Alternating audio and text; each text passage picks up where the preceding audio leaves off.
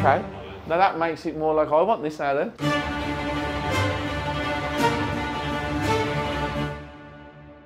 First viewing of the day.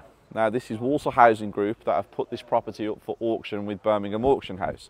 And that's the property right there, if you come and take a look at it. Now we're in an area of Walsall, and if we go back a little bit, you can see the house that's next door, which is this one. Now, we've had some of the local people come out to us and speak to us and say to us that that house, unfortunately, had somebody in there that was a known, I don't really want to say what the word is, but he did some very bad things. And the local people around here have taken it into their own hands to cause that damage to that property and make sure that everybody associated and anybody associated with that house is going to get the same treatment as the person who lived there. So this one that's for sale is going to be tarnished with the same brush, unfortunately. It's just not worth. It's £69,000 guide price. End value is going to be about 160 to 170. It needs about £60,000 spent on it. But with the reputation of what happened in that house, it's not a good purchase. The quality of the information that we've had from Steve, the one-to-one time that we've had with him, because it's been quite a small group, so a lot of focused time, which means that every question that we've wanted to ask, we've had them answered basically. All the little hints and tips and tricks, I feel like there's nothing more that Steve could have given us over the 6 weeks than he has. He's given us everything he possibly can. I feel the masterclass, the mentorship really cemented the stuff I've done in the past. Picked up a few extra tips, new stuff to learn, so it's all good. It's well worth doing. Popped in to one of mine while we're on the site visit day. Bring the mentor students around and let them have a look. So guys, some of the key takeaways from the first viewing. So did you see how we had somebody there who was local? Like, I know the area exceptionally well, but the story about the house next door, what happened, what they believed the person was. I don't know whether the person was convicted or not, but when they get a narrative in an area where it's working class, and if that is true, well, the houses all there are going to be, like you saw what they've done. Imagine if we bought that house and they associated it with that. You're going to have hell on earth trying to get that fixed. And it was a £60,000 refurb in that house.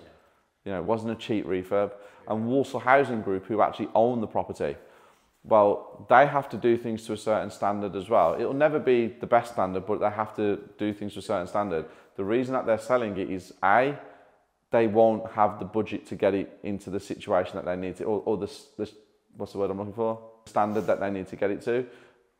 So it's easy to sell it. And Walsall Housing Group don't sell as many as you think.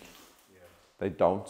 So a real big learning curve by being on site at a viewing with someone who lives in the area and knows the area quite well. So they give you the inside information. And that's why I always say to people, when you go to buy and you view, walk around, speak to the local shops, speak to the local hairdressers, because people have all the knowledge and they can give you what you need.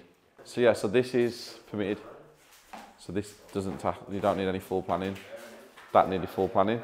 Now if this was an Article 4, all your permitted development rights are gone as well. So even this would need full planning, even single story. So Luke has just said to me about, do I snag the properties myself? And I said, I used to, but project manager Dan now is at a level where I trust him and he knows what he's doing. I implicitly trust him, but he knows exactly what he's doing to an exceptional level because he's been around long enough. And Luke said to me, plastering, when the walls are plastered, how do you know if it's any good? Do you snag it at that stage? And my response was, nope, I wait till the mist coat is on. But what happened to you? So we was refurbing a property, clients went away for 4 weeks and we had a plasterer previously do some work in the house and he did a fantastic job. Come on to this one, I think he was a bit struck for time, but there was a big wall with a big window next to it that let a lot of light onto it all the time. And as soon as we got paint on there, you could see just ripples down the whole side of it.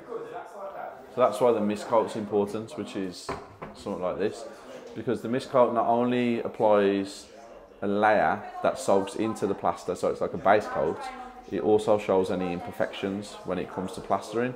So when you see a fully plastered wall, it's very difficult to know whether it's any good you can pick up certain things when you run your hand over it and stuff, but as soon as the mist coat goes on it, that's when it's completely visible and you can see whether you've got a good plasterer or a bad plasterer. Unfortunately, you found out that you had a bad plasterer.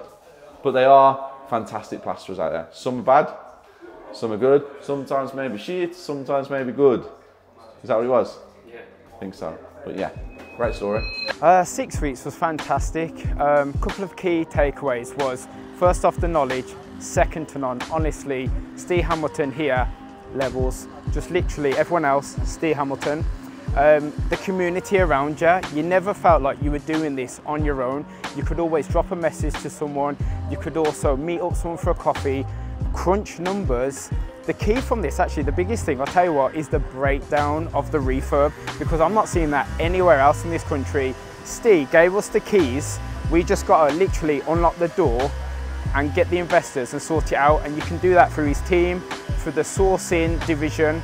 Fantastic, top notch. I think it was amazing. I learned so much. There were things that I didn't know. There's no words. There's just a lot of knowledge that I've taken, and it was there was practical stuff that we had to do, which was really good. So it kind of, sometimes I felt like, you know, you're in the deep end, but it's good to be in the deep end. Okay, so it's 110. That's what they want. 105 to 110. 2 bed with an ensuite. That's what I would do, take it into an ensuite. Yeah, but then you're losing 20 grand on the value. So this is 140 as a 2 bed. That's right.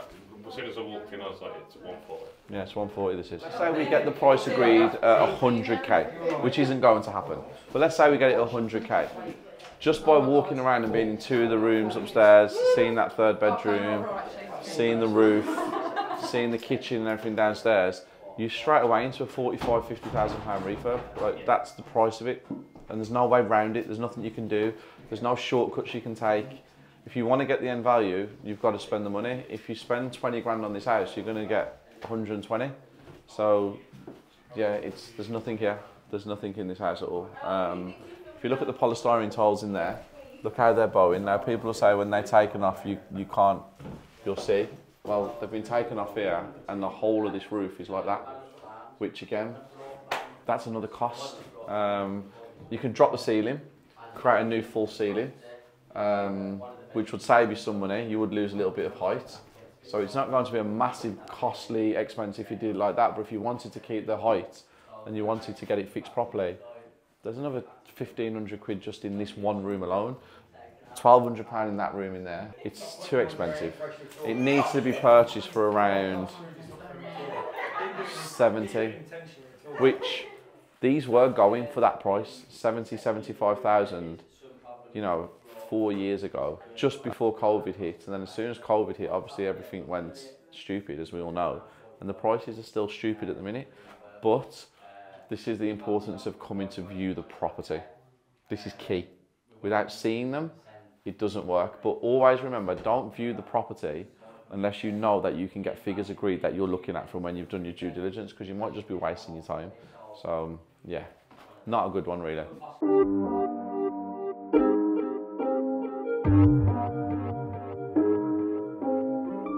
We are currently on a lunch break in my favourite place, or one of my favourite places. The whole team are here. This is what the deal sourcing intensive mentorship is about. It's actually bringing people together, giving them the right knowledge, condensing everything down into a 6-7 week course, and feedback's been incredible. We have one more viewing after lunch. The first 2 have been real eye openers, and I don't think you could have picked better properties to actually teach people on. So lunch break, and I'll see you at the next viewing.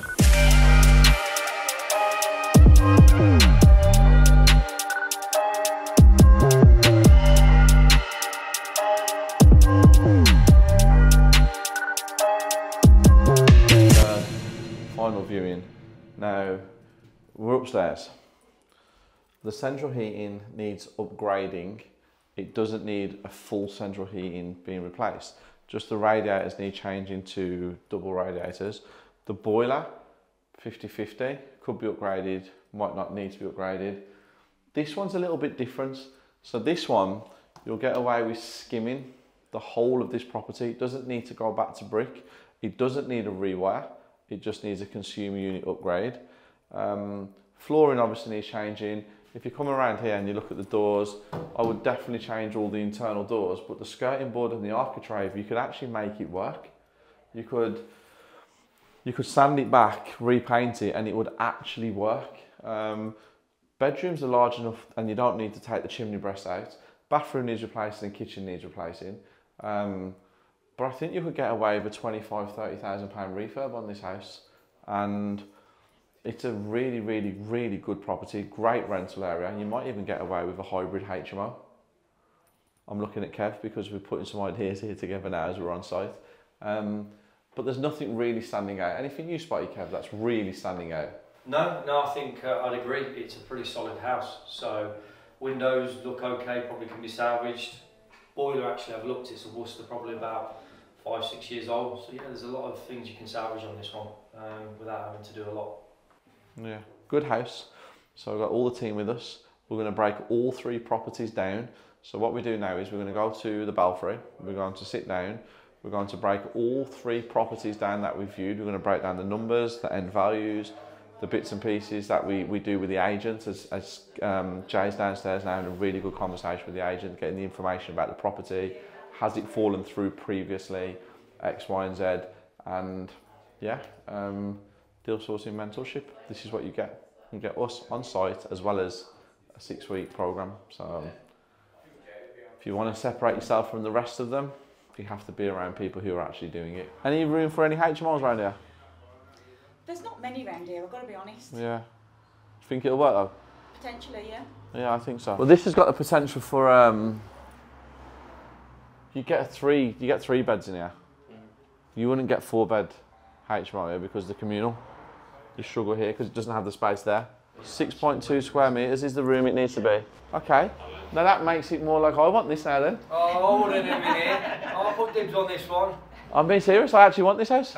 So, I know we're moving into commercial full time, but you've got to imagine I still have to keep my finger on the pulse and I still have to buy some residentials. So if I buy 1 residential a month whilst I'm doing my commercials, and give it all out to my contractors and project managers to run, it just means at least I'm still keeping in with the residential market. So we've decided to buy 1 residential every single month, whether we convert that into a HMO, self-contained units or bed sits. So even though I'm moving on to commercial full time, I still have to buy residentials. And I think I'm gonna buy this one, which has just come about right now. So yeah, I am actually going to buy this house. Yeah, really good to be fair. Knowledge is exceptional from week 1 to week 6, the way it's all laid out, structured. You might have a few questions after each week, but the follow-on is where those questions get answered. Yeah, just really good, well worth it. The stuff you achieve, worth its weight in gold. Well, it's been mind-blowing. Like, I think the main thing is like getting around people, like people who are already in it, like learning from them. It's gonna like push you way over the top because every day you're gonna learn new things. Like just sticking around, you learn new things. You go to viewings together. You're able to see things going on like live viewings. You see things you can pinpoint from, ask questions like the right questions, and it's been really wonderful.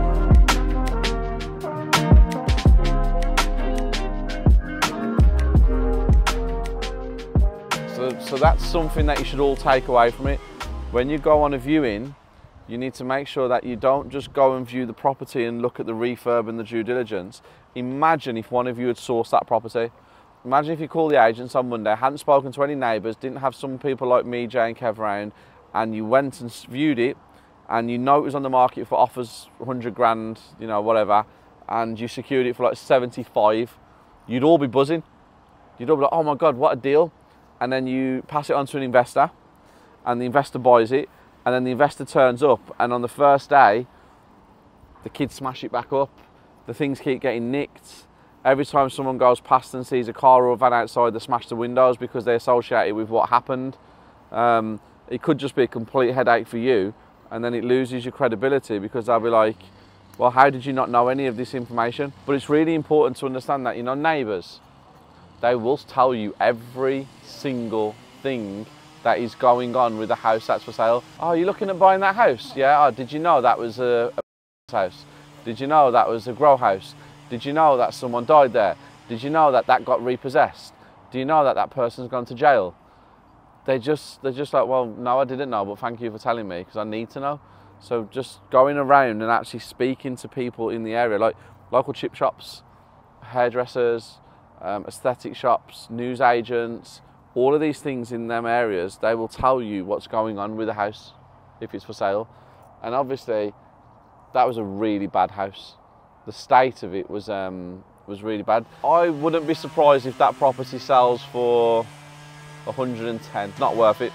It's a £60,000 refurb with an end value of about 160 to 170. So it needs to be secured for like 75k.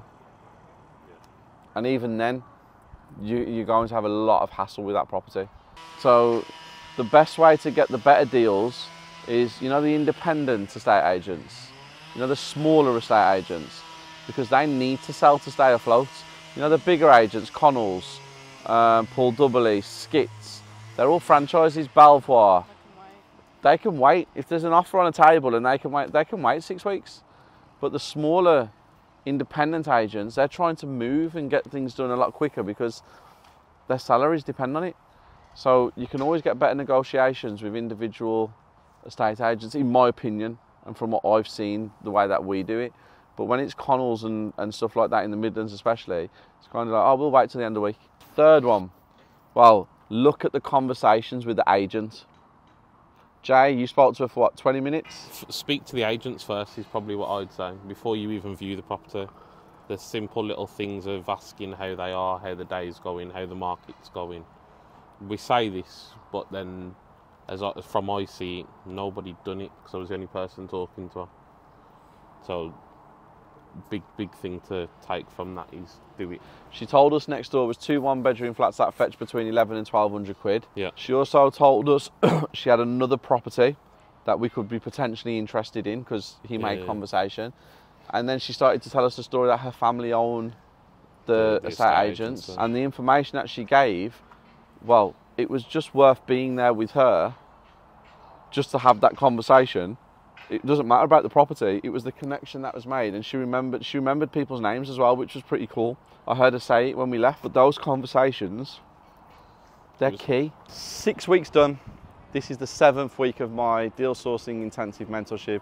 These guys behind me have got a massive future ahead of them if they implement everything that I've taught them, everything that I've given them, all the education. Remember, I can only give the education. I can't actually make the person go and do it, but I believe in this group. It's my 2nd ever deal sourcing intensive group, okay? My 3rd group is going to start in September, the 1st week in September, 12 spaces. I think about 5 of them have been filled up today when we posted it in the Property Circle app, but the link is there for you. Do you want to change your life? Do you want to be part of the 1%? Do you want to actually get that passive income or that extra income or escape your 9 till 5? Well, come down, let me teach you how to do it, spend some time with me, but you're the one that has to do it.